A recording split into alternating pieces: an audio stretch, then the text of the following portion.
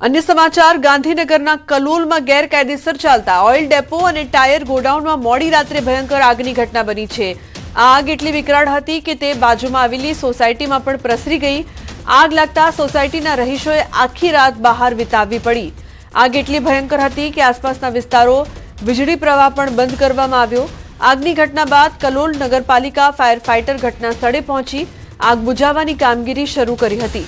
આગમાં ઓઇલ અને ગ્રીસ બળવાથી આગ અને કાળા ધુમાડાના ગોટે ગોટા ઉડ્યા હતા। આગ વિકરાળ બનતા મેજર કોલ જાહેર કરવામાં આવ્યો। આગ એટલી ભયાનક હતી કે 7 જેટલા ફાયર ફાઇટરનું પાણી પણ ખૂટી ગયું। વહેલી સવારે પવન શરૂ થયા બાદ ઓઇલના કારણે આગ વધુ પ્રસરતા લોકોના જીવ તાળવે ચોંટ્યા હતા। ભારે જહેમત બાદ આગને કાબૂમાં લેવાઈ છે। हाल स्थानिको आ घटनाने लईने रोष व्यक्त करी रह्या छे। स्थानिकोनुं कहेवुं छे के રહેણાંક विस्तारमां गैरकायदेसर चालता गोडाउनने लईने अनेक वखत फरियाद करी छे, छतां आज दिन सुधी कार्यवाही नथी थई अने तेनो भोग स्थानिको बनी रह्या छे।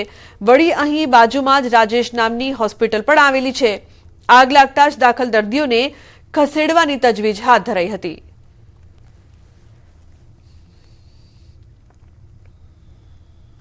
ऑटो हाउस में ग्रीस और ऑइल नो मोटो गैरकायदेसर डेपो बनायेलो छे। કેટલી વાર અમે અમને રજૂઆત કરવામાં આવે તો ખોટો જવાબ આપે ને ધમકી આપે કે મારો ધંધો બિઝનેસ છે, અમે ગમે તે કરીએ, તમારે નહીં જોવાનું, અમારે તો 2 કરોડનો વીમો છે અને બાજુમાં રાઈસ હોસ્પિટલ આવેલી છે સાહેબ। અમારે 17, 18, 20 જેવા ઘર છે અમારે। આખી રાત આગ લાગી છે, આખી રાત અમે બહુ હેરાન થઈ રહ્યા છીએ સાહેબ। આનું કાયમી આ ડેપો જાય એવું કોઈ કામ કાર્ય થાય એવું કરશો સાહેબ। ઘણા વર્ષોથી ઓઇલનો ધંધો ચાલે છે, જે અંગે ઘણી વખત રજૂઆત કરેલી છે અને આ ધંધો અન્યત્ર લઈ જવા માટે પણ એમને રજૂઆત કરેલી છે, પણ એમણે એ વસ્તુને ધ્યાનમાં લીધી નથી અને આ બાબતમાં અમે નગરપાલિકામાં પણ જાણ કરેલી છે, પણ નગરપાલિકાએ પણ આજ દિન સુધી કોઈ યોગ્ય કાર્યવાહી કરેલ નથી। જેના કારણે આજે રાત્રે અચાનક ઓટો હાઉસવાળા ઓઇલ ડેપોમાં આગ ફાટી નીકળતા અમારી સોસાયટીમાં તથા આજુબાજુના વિસ્તારોમાં નુકસાન થયેલ છે।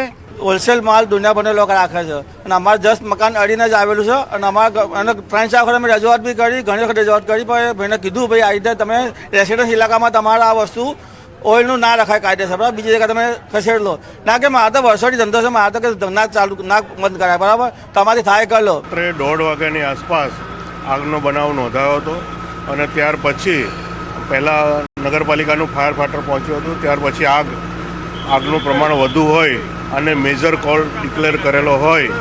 આજુબાજુમાંથી ઇફકો, સહીજ, ઓએનજીસી, જીઆઈડીસી, ગાંધીનગરનું ફાયર સ્ટેશન, કડીનું અને કલોલ નગરપાલિકાનું આ બધા ફાયર ફાઈટરો મળી અને આગ બુઝાવવાની કામગીરી ચાલુ છે। હું તો અત્યારે 6 વાગે જ આવ્યો છું। રાત્રે જે ડૉક્ટર હતા એમણે જણાવ્યું કે બાજુની સોસાયટીમાં આગ લાગી, એનાથી તકેદારીના ભાગરૂપે પેશન્ટને બધા નીચે લાવી દેવામાં આવ્યા છે। ખાસ કરીને કેટલા પેશન્ટો છે અહીંયા? પેશન્ટ 8 પેશન્ટ છે। બાજુમાં પણ કોઈ કેઝ્યુઅલિટી થઈ નથી, એ સારું કહેવાય। ગાંધીનગર ફાયરની 2 ગાડી હતી, ઓએનજીસીની 1 ગાડી હતી, ઇફકોની 2 ગાડી હતી અને કલોલ નગરપાલિકાના ફાયર ફાઈટર હતા ઘટના સ્થળે અને રાત્રે 3 વાગ્યાની કામગીરી ચાલુ છે અને હાલ મેજર કોલ કંટ્રોલમાં અમે લઈ લીધેલો છે અને આજુબાજુની સોસાયટીનું પણ અમે કોઈ મેજર ઇસ્યુ થવા નથી દીધું નાગરિકોને। લગભગ 2 થી 2.5 લાખ લીટરનો પાણીનો મારો ચલાવીને આગ ઉપર અમે કંટ્રોલ મેળવી લીધેલ છે। આગનું કારણ હજુ સુધી જાણવા મળેલ નથી। તો હવે નજર કરી લઈએ સમાચાર